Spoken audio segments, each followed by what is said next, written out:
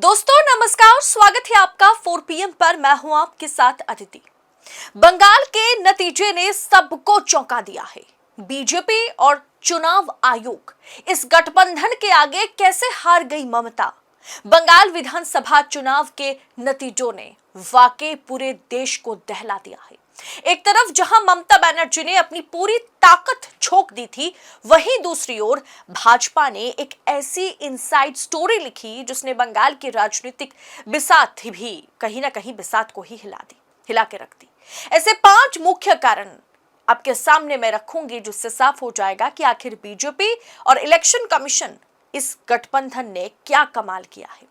पहला पॉइंट यह है कि वोटर डिलीशन। जी हां, सबसे बड़ा मुद्दा या ममता बनर्जी की इस हार के पीछे सबसे बड़ी वजह है वोटर डिलीशन। वो भारतीय जनता पार्टी के लिए, चुनाव आयोग के लिए पहला कदम था।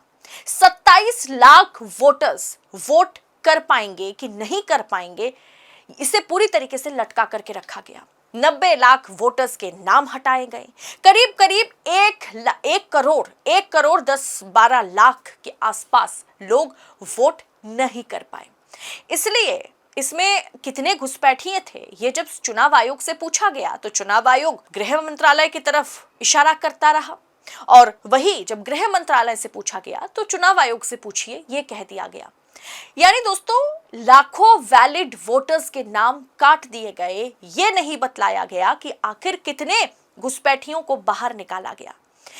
कई लाखों नाम जैसे काटे गए, वैसे लाखों नाम पेंडिंग मोड पे डाल दिए गए और कहा गया कि इस बार नहीं, अगले बार वोट करना। तब दोस्तों, ऐसी स्थिति में चुनाव को संपन्न किया गया और भारतीय जनता पार्टी कमाल का प्रदर्शन करती हुई नजर आई नतीजे में।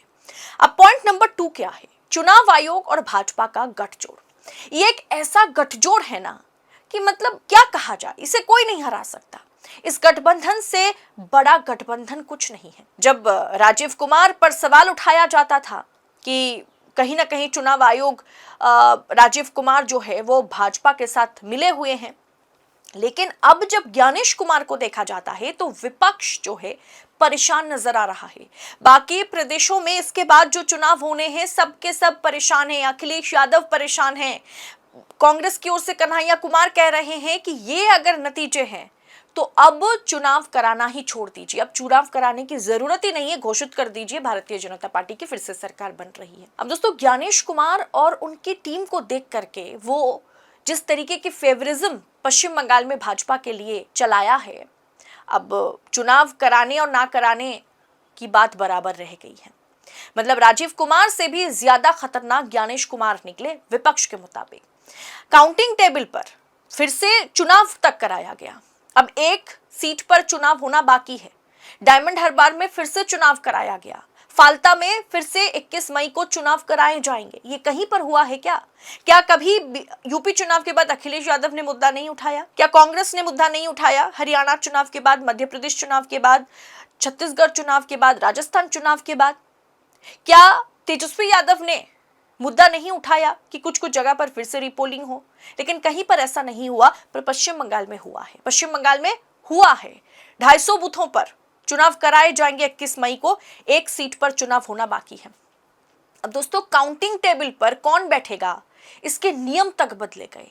2.5 लाख पैरामिलिट्री फोर्स पश्चिम बंगाल में उतारे गए। दोस्तों, आज के समय में सत्ता की आंखों में आंखें डालकर पत्रकारिता करना मुश्किल हो गया है। हमारे 4 PM नेशनल यूट्यूब चैनल और फेसबुक चैनल को, जिसे आपका प्यार और विश्वास हमेशा से मिलता रहा, उसे बंद करके सरकार ने यह साबित कर दिया कि वो आपके सवालों से कितना डरती है। मुश्किल दौर है, लेकिन हम ना रुके थे और ना ही रुकेंगे। हम सच के लिए हमेशा लड़ते रहेंगे। ऐसे में 4 PM उत्तर प्रदेश यानी 4 PM यूपी को ज्यादा से ज्यादा ज्वाइन करें और स्वतंत्र पत्रकारिता को जिंदा रखने के लिए जितना हो सके उतना हमारा आर्थिक सहयोग करें। आपके सहयोग से ये जंग हम जीत कर रहेंगे। अब पॉइंट नंबर 3 पर आते हैं। ये जीत बीजेपी की नहीं है, बंगाल की ममता बनर्जी, बंगाल की पब्लिक ममता बनर्जी से नाराज थी। ये बात मैं डे 1 से कहती आ रही हूं कि शिक्षित युवा नाराज है, middle class, upper middle class नाराज है। किसी को भी वो फ्री का 1,500 रुपए नहीं चाहिए, नौकरी चाहिए। पश्चिम बंगाल में जिस तरीके का करप्शन है, ममता बनर्जी पर वाकई कोई सवाल नहीं कर सकता, ममता बनर्जी पर कोई उंगली नहीं उठा सकता। वो वाकई बहुत ही सादा जिंदगी जीती है, लेकिन जो उनकी पूरी की पूरी कैबिनेट है, उनके जो मंत्री परिषद के लोग हैं, उन पर सवाल समय दर समय उठता रहा। एक समय तो ऐसा भी आया था कि ममता बनर्जी की पूरी कैबिनेट जेल में जाने लायक बन गए थे, लेकिन उस केस को फिलहाल के लिए रोका गया। सुप्रीम कोर्ट ने वर्डिक्ट पर स्टे लगाया है। कपिल सिब्बल के हजारों विनती के बाद 2024 इलेक्शन से पहले ये सब घटनाएं बाहर नहीं आती हैं, सिर्फ और सिर्फ ऊपर ऊपर बताया जाता है। वाकई ममता बनर्जी की राजनीति पर, ममता बनर्जी की लीडरशिप पर कोई सवाल नहीं कर सकता, लेकिन सिर्फ एक के बलबूते पर पार्टी नहीं चलती। जब पार्टी में करप्शन घुस जाए तो उसका खामियाजा मुखिया को भी भुगतना पड़ता है। दोस्तों, इसके अलावा है आरजीकर, वो डॉक्टर बिटिया के साथ जो हुआ था और ममता बनर्जी की सरकार हाथ पर हाथ धरे बैठी थी। वो जो शिक्षित तबका है ना, वो जो महिलाएं हैं, भले ही पश्चिम बंगाल, ममता बनर्जी अक्सर कहती हैं कि एनसीआरबी डेटा के मुताबिक बहुत ही सेफेस्ट सिटी में से एक है, लेकिन उस एक घटना ने, जैसे निर्भया ने दिल्ली को, पूरे देश को दहला दिया था, ठीक उसी तरीके से आरजीकर अस्पताल में डॉक्टर बिटिया के साथ जो हुआ था, उस घटना को जिस तरीके से उस पर मिट्टी डालने की कोशिश ममता सरकार ने की थी, उसने पूरे पश्चिम बंगाल की जनता को, महिलाओं को ममता विरोधी बना दिया था। इस मुद्दे को हम नजरअंदाज नहीं कर सकते। ये सारी बातें आपको कोई नहीं बताएगा। या तो गोदी मीडिया कहेगा कि भारतीय जनता पार्टी ने क्या शानदार प्रदर्शन किया, भारतीय जनता पार्टी ने ये किया, वो किया। भारतीय जनता पार्टी ने चुनाव आयोग के इस्तेमाल के अलावा कुछ नहीं किया है। पश्चिम बंगाल की जनता, मैं लिख के देती हूं, उनके पास ममता बनर्जी को सत्ता से हटाना है या फिर ममता बनर्जी के लिए नाराजगी है, बहुत सारे इसके लिए मुद्दे हैं, लेकिन वो कोई कतई नहीं चाहते थे। पश्चिम बंगाल की जनता, पश्चिम बंगाल की पब्लिक ये नहीं चाहती थी कि भाजपा सत्ता में आए, क्योंकि उन्हें पता है भाजपा अगर सत्ता में आ गई तो किस तरीके से हिंदू मुसलमान होगा, जो पश्चिम बंगाल में आज तक नहीं हुआ है।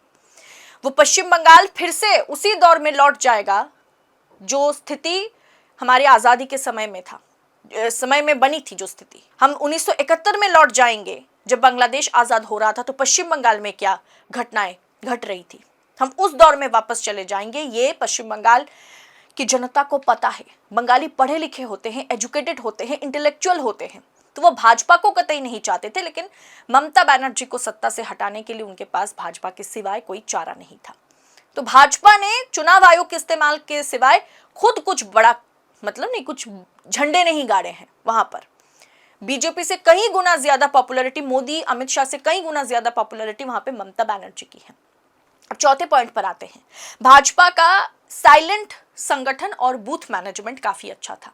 भाजपा की इस जीत के पीछे एक, आप कह सकते हैं कि एक वजह यह भी है कि संगठन बड़ा मजबूत है।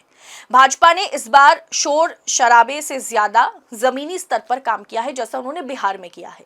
प्रत्येक बूथ पर जो है कि उन्होंने तमाम लीडर्स को मैदान में उतारा है। Bhajpa door to door campaign किया है और ममता बनर्जी के विरोध में, टीएमसी के विरोध में घर से घर तक उन्होंने, मतलब आवाज उठाने के लिए सबको आह्वान किया है। कैंडिडेट बहुत अच्छे उतारे, भाजपा ने बहुत अच्छे कैंडिडेट उतारे हैं। जो टीएमसी के खिलाफ ऐसे कैंडिडेट उन्होंने उतारे हैं कि हाँ, वोट करने से पहले, टीएमसी का बटन दबाने से पहले लोग एक बार सोचेंगे कि क्या बीजेपी को हम वोट कर सकते हैं। यहाँ पर कैंडिडेट अच्छे उतारे, पैसा लेकर के कैंडिडेट नहीं उतारा गया है कई जगहों पर, ज्यादातर जगहों पर। जबकि दोस्तों टीएमसी का संगठन, टीएमसी के भीतर भी ना कहीं प्रॉब्लम जो है वो ममता बनर्जी फेस कर रही थी, उस बात को कोई बाहर लाना नहीं चाहते थे। टीएमसी के भीतर भी टिकट बंटवारे को लेकर के भी झमेला चल रहा था, बीजेपी में भी चल रहा था, लेकिन हाँ, वही बात है कि बीजेपी आलाकमान इसे टैकल कर पाए। ममता बनर्जी भी काफी हद तक टैकल कर पाई थी, लेकिन हाँ, ये सबको पता था कि door to door campaign TMC करे ना करे, टीएमसी की जीत पक्की है। ये ओवर कॉन्फिडेंस कहीं ना कहीं घातक साबित हुआ है टीएमसी के लिए।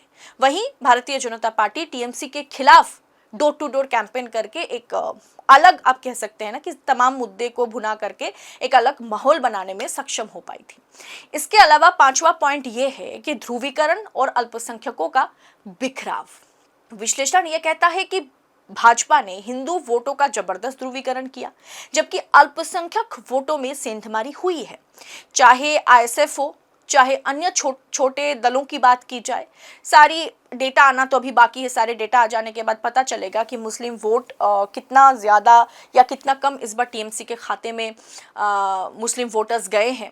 जबकि जो अभी तक की रिपोर्ट है उसके मुताबिक इस बार खुल करके मुसलमानों ने टीएमसी को वोट नहीं किया है। मुस्लिम वोट बैंक यहाँ पर बिखरता हुआ नजर आया है। आईएसएफ के खाते में गई हैं, कांग्रेस के खाते में गई हैं, सीपीआईएम के खाते में मुस्लिम वोट्स गए हैं। इसके अलावा हुमायूं कबीर के खाते में थोड़ा बहुत गया है। तो टीएमसी का जो कोर वोट बैंक है, पारंपरिक मुस्लिम वोट बैंक है, वो कहीं ना कहीं उसे विभाजित कर दिया गया है।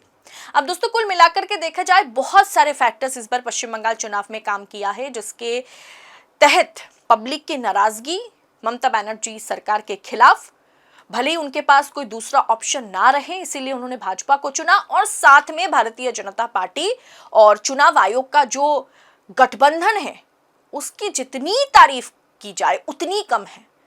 मतलब भाजपा 200 पार करने लायक पार्टी तो नहीं है पश्चिम बंगाल में। 180 170 जाने लायक पार्टी पश्चिम बंगाल में भाजपा नहीं है। मैंने आपसे कहा था कि ममता बनर्जी क्लीन स्वीप नहीं कर पाएंगी, फुल मेजॉरिटी के साथ सत्ता में नहीं आएंगी, लेकिन Bharatiya Janata party clean sweep करेगी, ये भी समझ से परे है। भाजपा को पिछली बार के मुकाबले में इस बार अच्छी खासी सीटें आती, वो मेजॉरिटी के आसपास रहने वाली पार्टी बनती, लेकिन क्लीन स्वीप के पीछे भाजपा और इलेक्शन कमीशन का गठबंधन जो है, ये गठबंधन कहीं ना कहीं बहुत बड़ा फैक्टर बन गया है।